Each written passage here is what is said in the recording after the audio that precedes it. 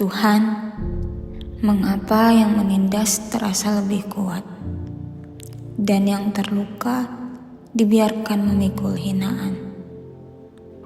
Mengapa suara pelaku terdengar lantang, sementara orang seperti aku hanya bisa diam menahan sakit?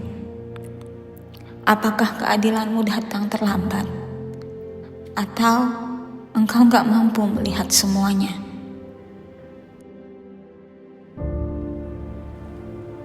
Aku dengar pertanyaanmu, dan Tuhan sudah lebih dulu mendengarnya. Ya, di dunia ini pelaku sering terlihat lebih kuat. Mereka melenggang, berbicara lantang, dan seperti lolos dari tanggung jawab. Sementara korban menunduk, membawa rasa takut dan malu yang seharusnya bukan miliknya. Tapi kekuatan seperti itu bukan bukti bahwa Tuhan memihak pada mereka. Itu hanya tanda bahwa dunia ini sudah retak dan jatuh dalam dosa. Alkitab sendiri tidak menutup mata tentang ketidakadilan.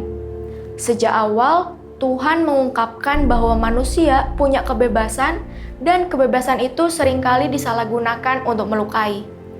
Jadi ketika kamu melihat kekerasan, manipulasi, atau penindasan, itu bukan wajah Tuhan. Itu adalah manusia yang memutarbalikkan apa yang Tuhan beri. Dan inilah kebenaran yang perlu kamu pegang. Tuhan tidak pernah menciptakan penindasan. Ia tidak merestui kekerasan. Dan ia tidak menaruh rasa malu pada korban. Bahkan jika seseorang memakai namanya untuk melukai, itu bukan tanda restu Tuhan. Itu adalah penyimpangan dari kasih-Nya. Dan keadilan Tuhan tidak pernah absen, tapi Ia melakukannya dengan cara dan waktu yang melampaui hitungan manusia. Ada saat Ia membongkar kegelapan, menyingkapkan kebenaran, dan memberi konsekuensi pada pelaku dalam sejarah manusia atau dalam penghakiman kekal. Dari perspektif kita, keadilan bisa terasa lambat. Tapi dari perspektif kekekalan, Tuhan tidak pernah terlambat. Dan kalau kamu bertanya, mengapa aku yang menanggung hina? Lihatlah Yesus. Ia juga dipermalukan oleh sistem yang gagal, dituduh oleh hati yang buta, dan dihukum meski ia tidak bersalah. Salib tidak hanya menghapus dosa.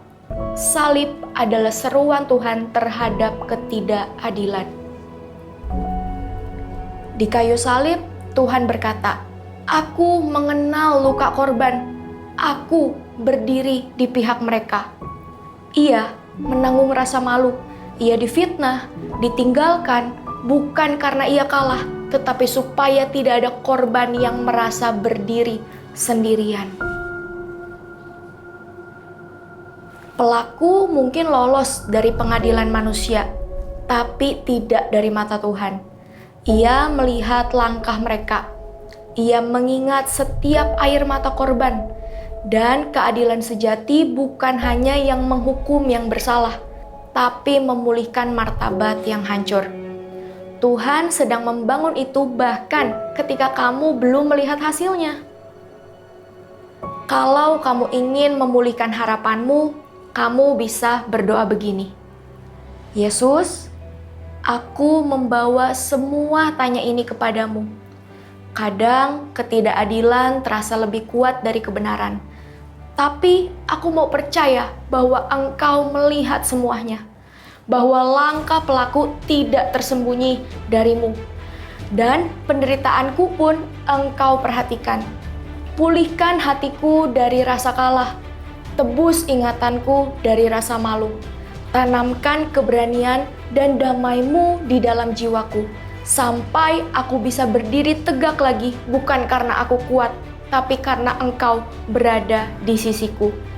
Aku menyerahkan perjalanan ini ke dalam tangan-Mu.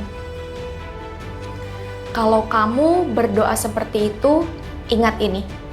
Tuhan tidak pernah menyingkir dari ketidakadilan. Ia tidak berpihak pada yang menindas, dan Ia tidak terlambat. Ia sedang bekerja meski perlahan, bahkan saat kamu menunggu dengan air mata.